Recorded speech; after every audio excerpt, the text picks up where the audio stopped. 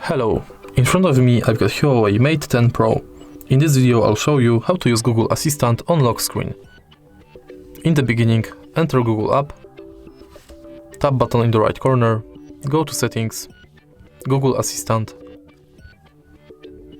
and tap on Hey Google and Voice Match. Enable this feature.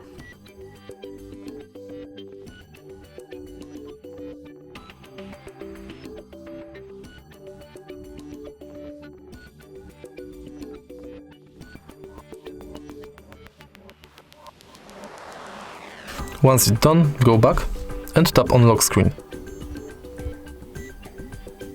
Make sure that this function is also enabled. Now you can lock the screen and simply say, Hey Google,